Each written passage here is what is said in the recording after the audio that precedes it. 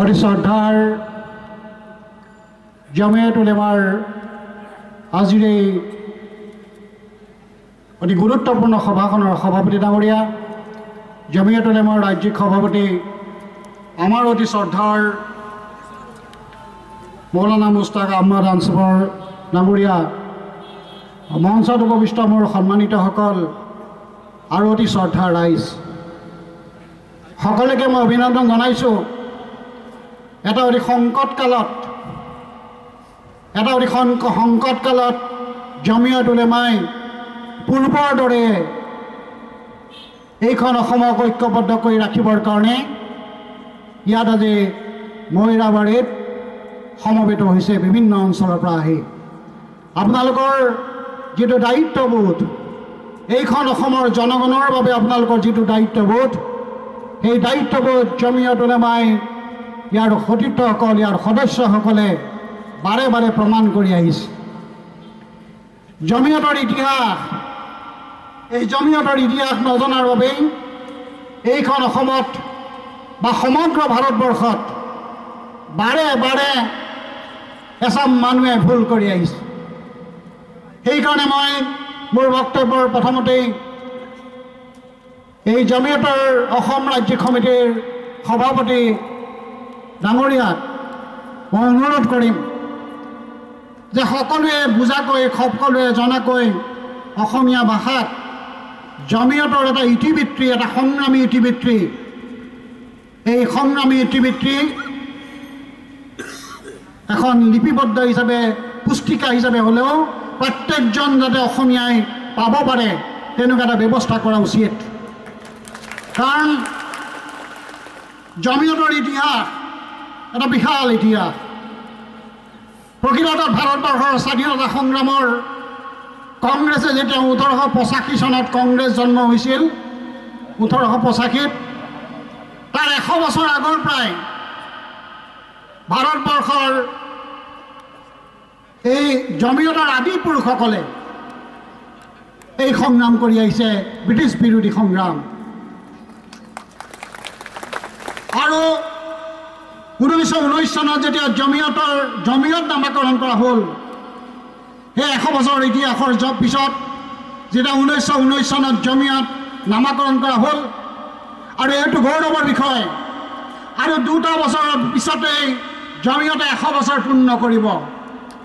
মই আশা কৰিম এই 100 বছৰ পূৰ্ণ কৰা জমিয়তৰ শক্তিশালী ইতিহাস, মানৱতাৰ ইতিহাস, গণতন্ত্ৰৰ ইতিহাস লিপিবদ্ধ কৰি সমগ্ৰ ভাৰতবৰ্ষৰ, সমগ্ৰ অসমৰ প্ৰত্যেকজন জনগণৰ হাতত দিয়াৰ প্ৰয়োজন আহি পৰিছে। কাৰণ এই কথাটো জনোৱা প্ৰয়োজন, যে ব্ৰিটিছক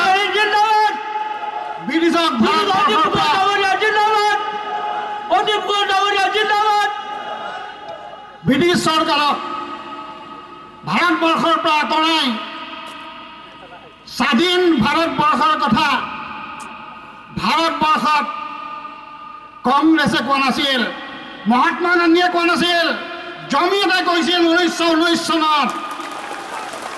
জমিয়তে কৈছিল যে ভাৰতবৰ্ষৰ পৰা ব্ৰিটিছ যাব লাগিব আৰু ভাৰতবৰ্ষৰ হাতত স্বাধীনতা পাব লাগিব, জমিয়তে কৈছিল। এই কথাটো অন্তত আজি দিছপুৰত বহি থকাসকল, দিল্লীত বহি থকা মোদী ডাঙৰীয়াই জনা প্ৰয়োজন যে আজি তেওঁ যে দিল্লীত প্ৰধানমন্ত্ৰী হৈ আছে, স্বাধীন ভাৰতৰ প্ৰধানমন্ত্ৰী হৈ আছে, জমিয়তৰ বাবে আজি দিল্লীত প্ৰধানমন্ত্ৰী হৈ আছে।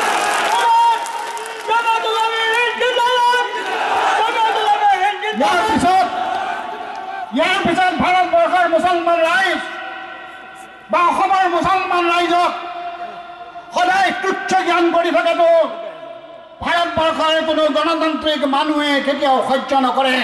এইখন স্বাধীনতা আনিছে জমিয়তে। বন্ধুসকল, 1921 চনত যেতিয়া জমিয়তৰ আলিম মৌলানা হজৰত মোহানী চাহেবে জমিয়তৰ পৰা কংগ্ৰেছৰ গৈ তেওঁ উত্থাপন কৰিলে যে কংগ্ৰেছে পূৰ্ণ স্বাধীনতাৰ প্ৰস্তাৱ ল'ব লাগে। কিন্তু আপোনালোকে জানা ভাল, মহামানৱ মহাত্মা গান্ধীয়ে ক'লে এইটো মই প্ৰস্তাৱ মানি নলওঁ। মহাত্মা গান্ধীয়ে ক'লে স্বাধীনতাৰ এই দায়িত্বহীন এই প্ৰস্তাৱত মই দুখ পাইছোঁ। মহাত্মা গান্ধীয়ে বিচাৰিছিল ভাৰতবৰ্ষ আজি বড়োলেণ্ড কাৰ্বি আলং যেনেকৈ স্বায়ত্ব শাসিত, তেনেকৈ স্বায়ত্ব শাসিত ৰাষ্ট্ৰ হওক ব্ৰিটিছৰ। কংগ্ৰেছে বিচাৰিছিল। তেতিয়া জামিয়তে কংগ্ৰেছৰ পৰা আঁতৰি আহিল আৰু তীব্ৰ প্ৰতিবাদ ভাৰতবৰ্ষত কৰিল যে ব্ৰিটিছ যাব লাগিব, আমাৰ স্বাধীনতা পাব লাগিব। আৰু আজিৰ দিনটোত মই সেইসকলক শ্ৰদ্ধা জনাইছোঁ। 1922 চনৰ পৰা 1927 চনলৈকে তীব্ৰ সংগ্ৰামত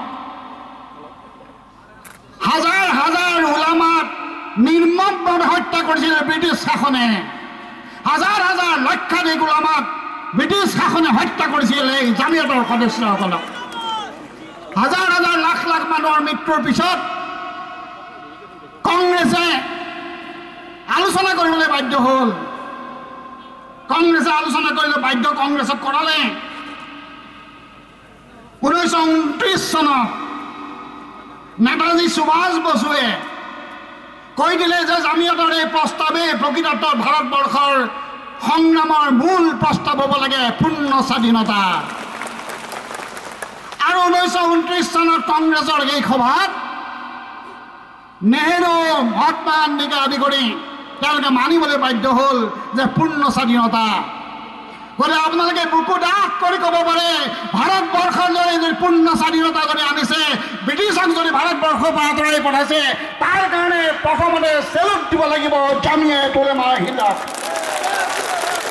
বন্ধুসকল, এই গোটেই সময়ত বহু দীঘলীয়া ইতিহাস। ভাৰতবৰ্ষৰ স্বাধীনতাৰ প্ৰাক মুহূৰ্তত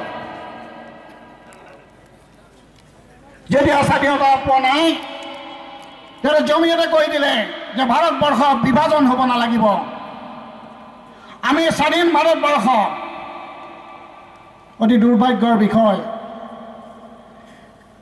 কংগ্ৰেছৰ বহু নেতা যিসকল আজি পূজা কৰে, তেওঁলোকৰ নিজৰ ক্ষমতাৰ স্বাৰ্থত, নিজেই প্ৰধানমন্ত্ৰী গৃহমন্ত্ৰী হোৱাৰ স্বাৰ্থত ভাৰতবৰ্ষখনক তিনি টুকুৰা কৰিলে।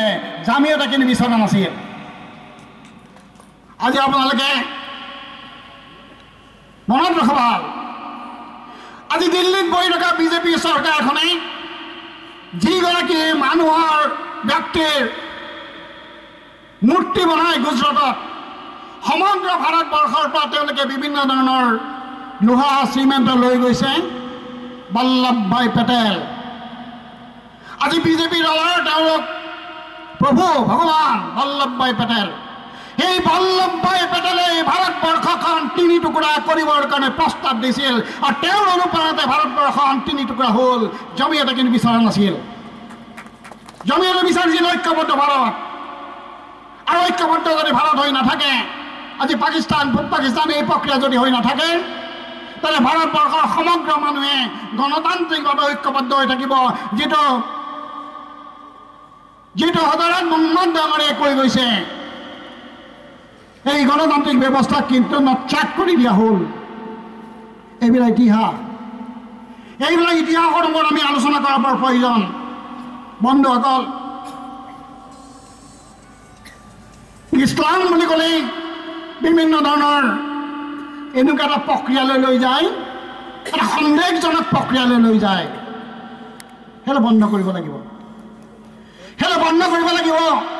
আৰু সেইকাৰণে মই আজি দৃঢ়ভাৱে কওঁ, অসমৰ কথা যদি চোৱা যায়, অসমৰ যদি ইছলাম ধৰ্মৰ বা মুছলমান জনগোষ্ঠী অসমীয়া জাতিৰ আটাইতকৈ শক্তিশালী অংগ, এই মুছলমান জনগোষ্ঠীক যদি নিৰাপত্তা দিয়ে, কোনো চৰকাৰ কোনো দলে নিৰাপত্তা দিব নোৱাৰে। নিৰাপত্তা দিব লাগিব আমাৰ জেওৰাখনৰ সিফালে থকা কোনোবা শৰ্মা বৰুৱা, ৰাভা বড়োৱে। আৰু শৰ্মা বৰুৱা, ৰাভাক যদি নিৰাপত্তা দিব লাগে, কোনোবা আলী হুছেইন সকলে নিৰাপত্তা দিব পাৰিব। সেইখনেই হ'ল অসম। আৰু সেইকাৰণে ইছলাম সমাজ ব্যৱস্থাই কৈছিল যে বিশ্বৰ শান্তিত আমি গুৰুত্ব দিব লাগিব।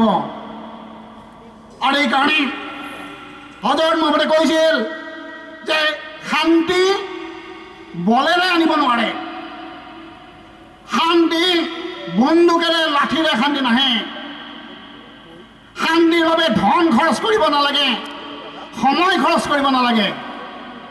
শান্তি আহিব মই যদি আপোনাক অনিষ্ট নকৰোঁ, আপুনি যদি মোক অনিষ্ট নকৰে, মই যদি তেখেতসকলক অনিষ্ট নকৰোঁ, তেখেতসকলে যদি তেখেতসকলক অনিষ্ট নকৰে, এইখনত শান্তি আহিব।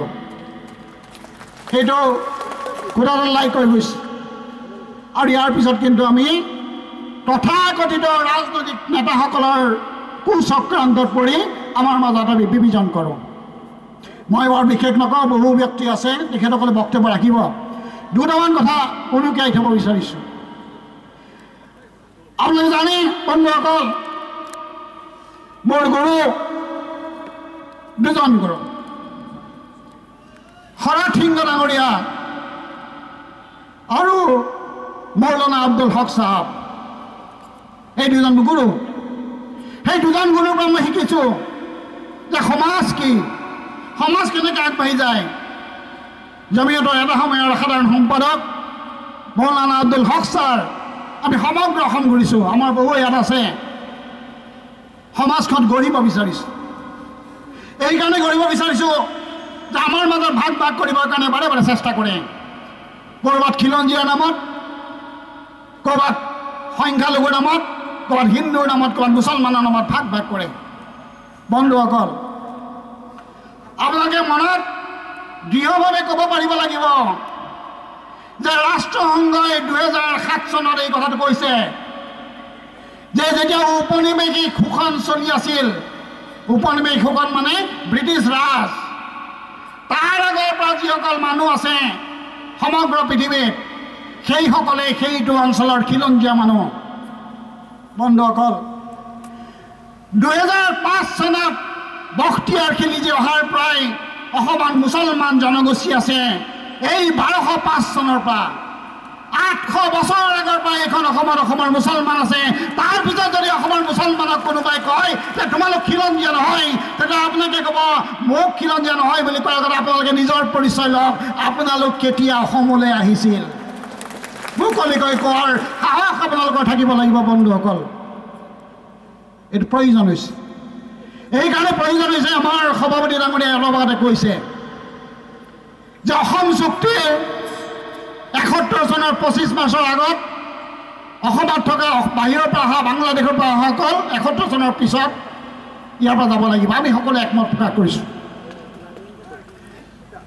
এতিয়া এটা ষড়যন্ত্ৰ হৈ চলিছে। ষড়যন্ত্ৰ হৈছে যে 71 নহয়, 51। এই 51 চনৰ পৰা অসমত থকা মানুহ, বাহিৰৰ পৰা অহা মানুহ বাহিৰ কৰিব লাগে। সুপ্ৰিম কোৰ্টত কেছ দিব গৈছিল। তাৰ পিছত কোন আছে আপোনালোকে উলিয়াই ল'ব। মই ইয়াত ৰাজহুৱাভাৱে এতিয়া ক'ব বিচৰা নাই, ইয়াৰ কেছটো চলি আছে। এইটো ষড়যন্ত্ৰ। যেতিয়া IMDB আইন চলি আছিল, IMDB আইন বাতিল কৰিবৰ কাৰণে প্ৰতিবাদ আহিল। তেতিয়া মোৰ ঘৰত 5 ঘণ্টাকৈ বহিছিল জমিয়ত উলামাৰ অল ইণ্ডিয়াৰ নেতৃবৰ্গ, ৰাজ্যৰ নেতৃবৰ্গ, সদৌ অসম ছাত্ৰ সন্থাৰ নেতৃবৰ্গ। মোৰ ঘৰত 5 ঘণ্টা বহি স্পষ্ট কৰি দিয়া হ'ল, আমি জমিয়তৰ প্ৰস্তাৱেই মই দাঙি ধৰিছিলোঁ 1971 চনৰ 25 মাৰ্চৰ পিছৰ মানুহখিনি, আগৰ মানুহখিনি কোনো অত্যাচাৰ হ'ব নালাগিব, পিছৰ মানুহখিনি যাওক। তাৰ বাবে 1971 চনৰ 25 মাৰ্চৰ ওপৰত ভিত্তি কৰি নাগৰিকপঞ্জী প্ৰস্তুত কৰিব লাগিব। আৰু নাগৰিকপঞ্জীখন যদি প্ৰস্তুত হয়, তেতিয়াহ'লে IMDB আইন বাতিল হ'লে আমাৰ ক'বলগীয়া নাই। কাৰণ IMDB আইনখনে 71 চনৰ আগৰ মানুহখিনিৰ কথাটো আছিল। কিন্তু 71 চনৰ আগৰ মানুহখিনি যদি নাগৰিকপঞ্জীখন হৈ যায়, 71 চনৰ আগত থকা অসমৰ হিন্দু মুছলমান যিয়েই নহওক তেওঁলোক সুৰক্ষিত হ'ব। আৰু সেইকাৰণে নাগৰিকপঞ্জীখন 71 চনৰ পৰা হ'ব লাগে বুলি সিদ্ধান্ত কৰা হ'ল। 5 ঘণ্টা আলোচনাৰ পিছত সদৌ অসম ছাত্ৰ সন্থাই এইটো ক'লে। এতিয়া এটা দুষ্ট চক্ৰই তেওঁলোকৰ ৰাজনৈতিক স্বাৰ্থত নাগৰিকপঞ্জীটো হোৱাত বাধা দিছেই, আৰু 71 পৰা 51লৈ যাবৰ কাৰণে সুপ্ৰিম কোৰ্টৰ কাষ পাইছেগৈ। জমিয়তৰ দায়িত্ব বহুত, জমিয়তৰ দায়িত্ব আছে। অকল জমিয়তৰ বুলি নহয়, অসমৰ প্ৰতিটো দল সংগঠন গণতান্ত্ৰিক দল সংগঠনৰ দায়িত্ব আছে যে এই ধৰণৰ ষড়যন্ত্ৰবিলাক নাইকিয়া কৰিব লাগিব অসমখনক বিভাজন কৰা এই চক্ৰবিলাকক আমি বাধা দিব লাগিব সকলোৰে দায়িত্ব আছে বন্ধুসকল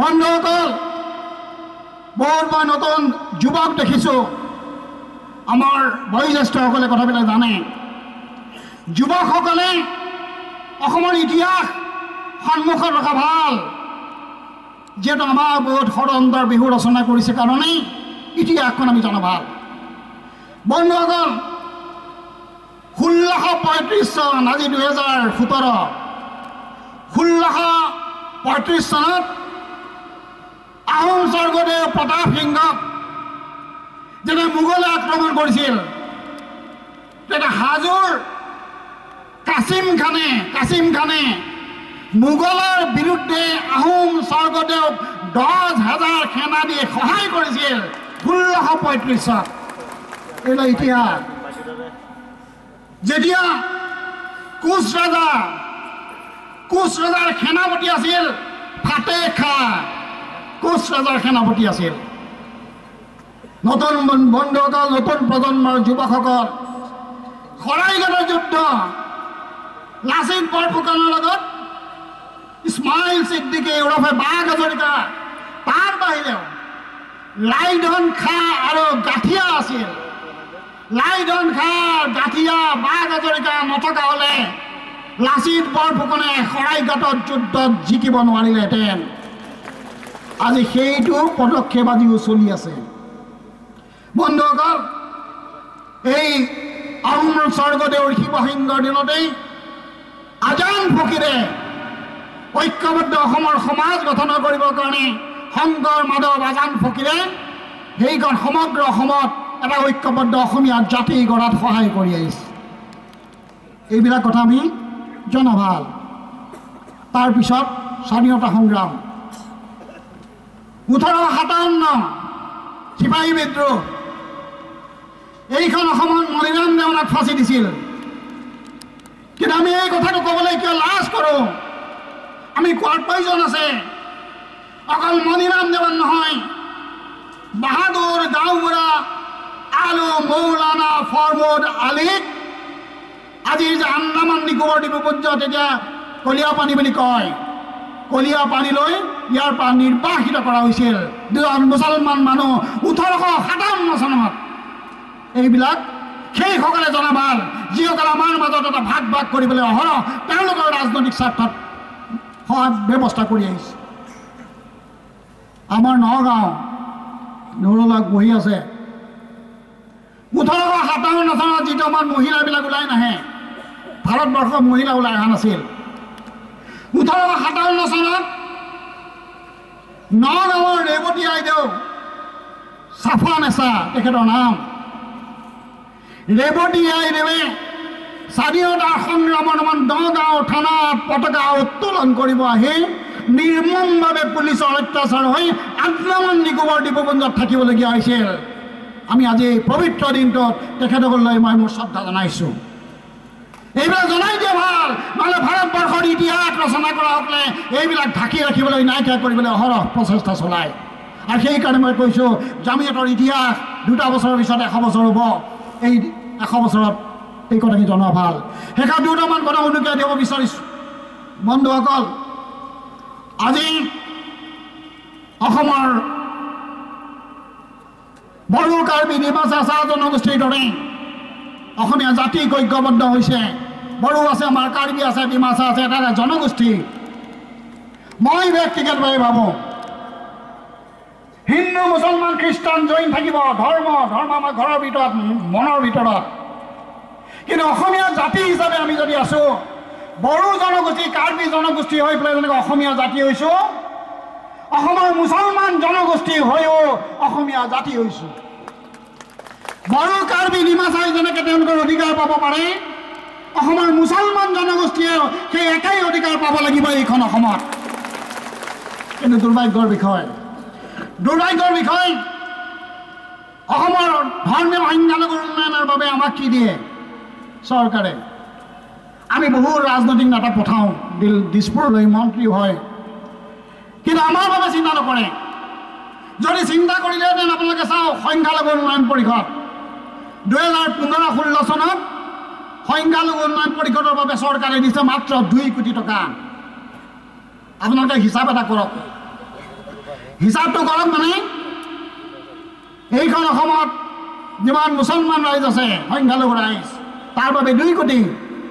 তাৰমানে এজন মানুহৰ, অসমৰ এজন মুছলমান মানুহৰ মূল্য 1 টকা 13 পইচা দিছপুৰৰ মানত। 1 টকা 13 পইচা আপোনালোকৰ বছৰটোৰ বাবে উন্নয়নৰ টকা। অসমত চহৰ আছে য'ত আমাৰ মুছলমান ভাই জনগোষ্ঠী আছে। এই চহৰ অঞ্চলৰ বাবে যি টকা দিছে, সেই টকা যদি চাই 2016-17 চনত টকা নিদিলে, আৰু আগতে যি টকা দিছিলে সেই ভিতৰত যদি দেখিব মাত্ৰ খুব বেছি এখন চহৰৰ উন্নয়নৰ বাবে 31,000 টকা। আনফালে চাওক, আজি চহৰ অঞ্চলত আমাৰ 10,000 LP স্কুল হ'ব লাগে।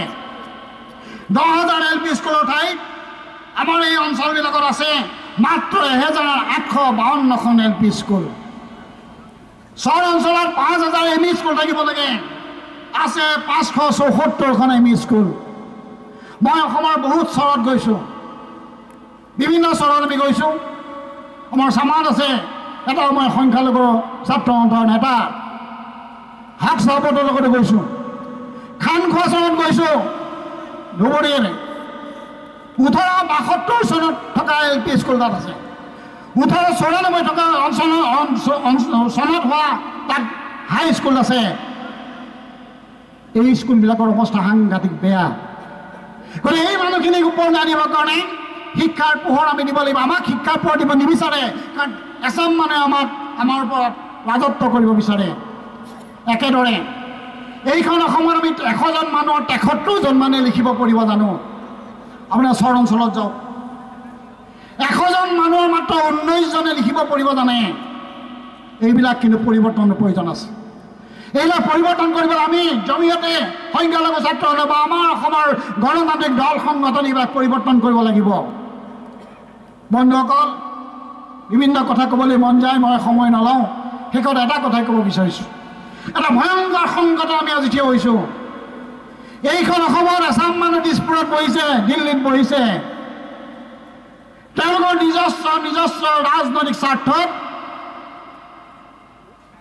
ভাৰতবৰ্ষৰ লগতে অসমত হিন্দু মুছলমান নামত এটা ভাগ কৰাৰ এটা প্ৰৱণতা আৰম্ভ হৈছে। বাংলাদেশৰ পৰা অহা 71 চনৰ পৰা পিছত অহা হিন্দু বাংলাদেশীসকল ভাৰতবৰ্ষত থাকিব পাৰিব। 71 চনৰ পৰা আজিলৈকে যিমান হিন্দু বাংলাদেশী আহে তেওঁলোক থাকিব পাৰিব, আৰু মুছলমানসকল খেদিব লাগিব। এটা ভয়ংকৰ সিদ্ধান্ত বিজেপি চৰকাৰৰ। এই সিদ্ধান্ত আমি বাতিল কৰিব লাগিব। যেনেকৈ 71 চন বা 51 চন যাতে সুপ্ৰিম কোৰ্টে সিদ্ধান্ত দিব নোৱাৰে, একেদৰে আমি হিন্দু বাংলাদেশীসকলক ইয়াত অনাৰ নামত অসমত হিন্দু মুছলমানৰ মাজত ভাগ কৰা আমি প্ৰৱণতা বন্ধ কৰিব লাগিব।